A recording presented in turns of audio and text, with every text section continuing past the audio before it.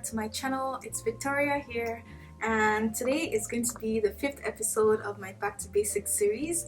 Today I'm going to be talking about color correcting and foundation. In my previous Back to Basic videos, I spoke about how to blend out your eyeshadow like a pro, how to apply liquid or gel liner, and also how to apply false eyelashes. So I'm going to link all of those videos right here, so if you haven't already checked them out, please do so, and maybe come back to this video when you're done.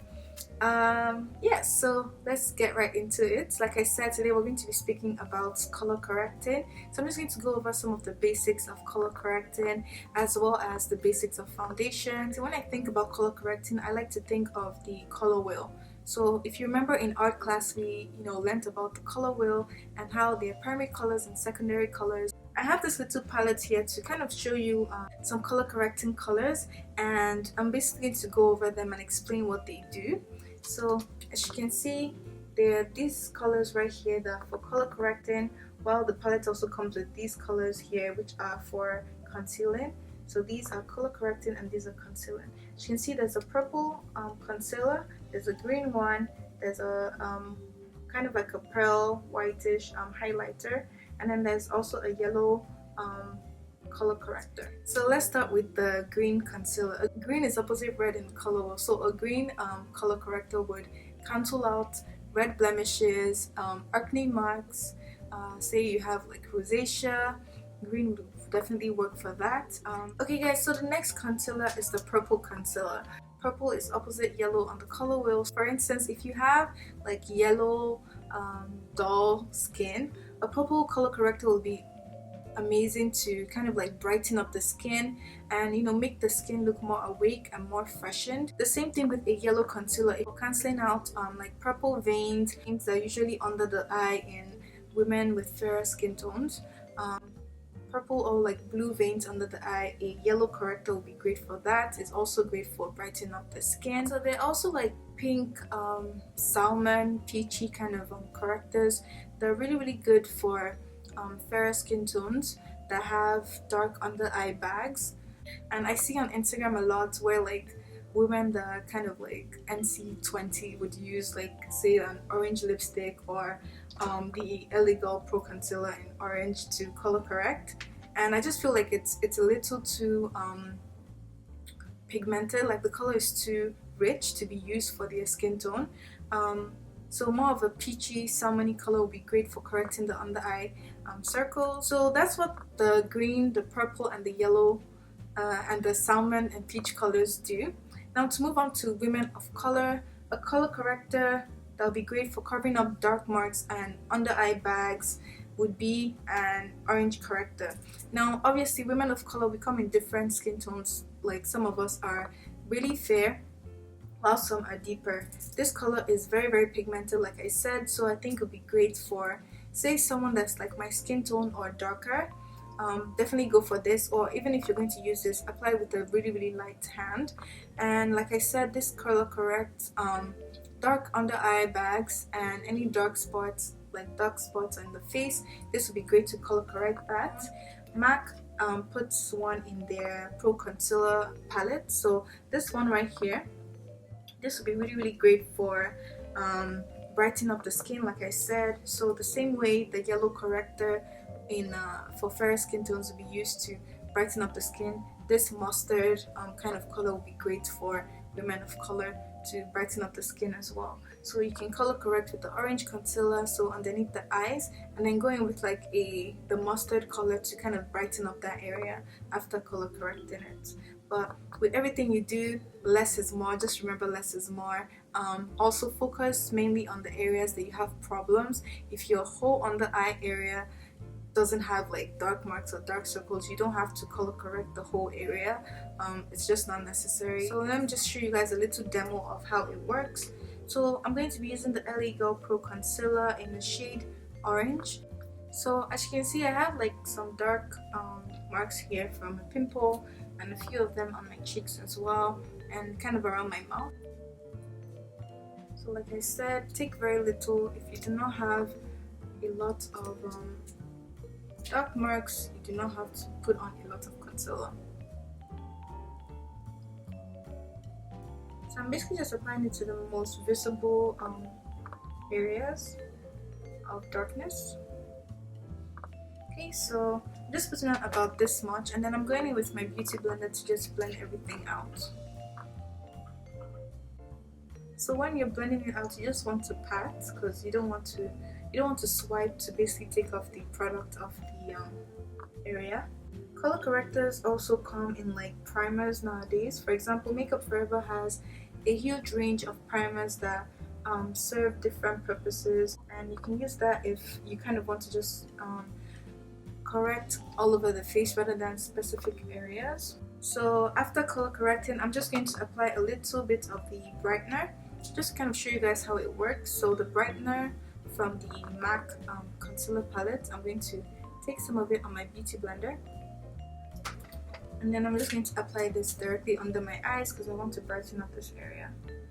So as you can see, I'm not really taking it up into like my under eye area, just because this concealer is quite heavy.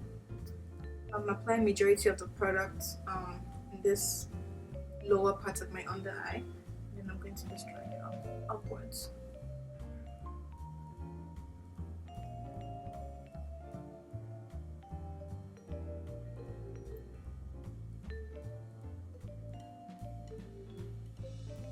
So you can kind of see the difference that has made. It has kind of given me a nice even skin tone to work with.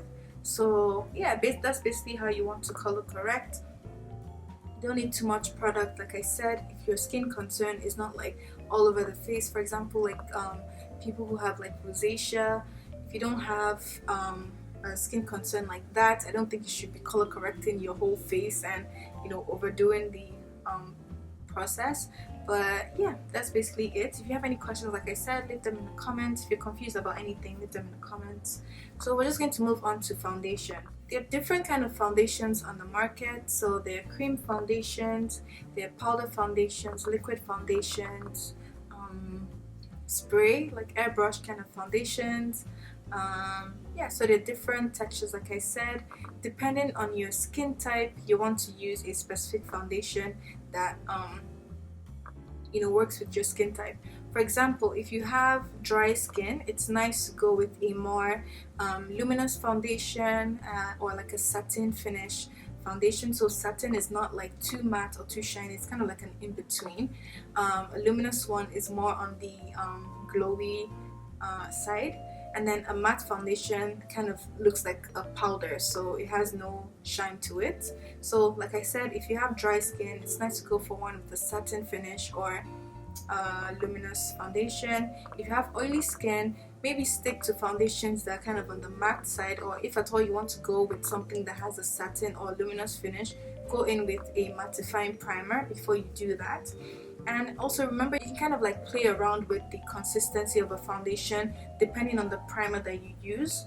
For example, I can use a matte foundation, but if I apply the Smashbox primer water, for example, underneath the foundation and over it as well, it can give me like a nice hydrated finish. If you have a shiny foundation, you can use a matte primer and it'll give it a matte finish. I hope I'm making sense with this. I prefer using liquid foundations. I've just always used liquid foundations and I'm kind of used to them. So today I'm going to be using the Clinique foundation in the shade 23 Ginger. So this is the Beyond Perfecting foundation. It just has an applicator like this, kind of like a lip gloss wand, and I'm just going to apply this on my face. Before I did any of the color correcting and stuff, I actually sprayed my Smashbox primer water to prime my face. Sorry I didn't show that part of the video. To apply foundation, there are different basically tools that you can use to apply them. You can use a beauty blender sponge. My beauty blender is so dirty, sorry guys. You can use a beauty blender sponge. You can use a brush, a foundation brush, kind of like this, like a flat top kabuki brush like this. You can use a typical foundation brush that comes with a lot of makeup sets, which looks like this. I don't really like using this one because it kind of gives it leaves like streaks on the face, so I don't reach for it that often. You can also use like an airbrush machine if you're go in with like an airbrush foundation. So when I'm blending out my foundation, I just like to go in with like patting motions, especially when I'm using my beauty blender. So I just like to pat everything. I don't swipe that much because it just takes off the product I just applied, and that's not what I want. When you're applying your foundation is basically meant to even out your skin tone, so give your skin tone one color rather than actually be used as a concealer. So don't use your foundation to build up coverage. There's some pretty high coverage foundations on the market and some very sheer ones. So if you have one that's already full coverage, go in with like one layer or maybe 2 layers if you want. But then if you're still going to go in with concealers and powders later on, I'll say maximum 2 layers, just because you don't want that cakey look on your face, and that's usually caused by like applying too much foundation and then going over that with like all the concealer, highlighters and stuff like that. So kind of be careful with how you apply your foundation. Just don't put too much. Remember, less is more, guys. Okay, so that's basically how I apply my foundation and how I color correct as well. It's very, very simple, very, very basic. If you just like sit down and try to understand the process and the technique behind it, and just practice, okay? Anyways, I hope you guys enjoyed this video. I hope it was helpful. Thank you all so much for watching, and I'll see you all in my next video.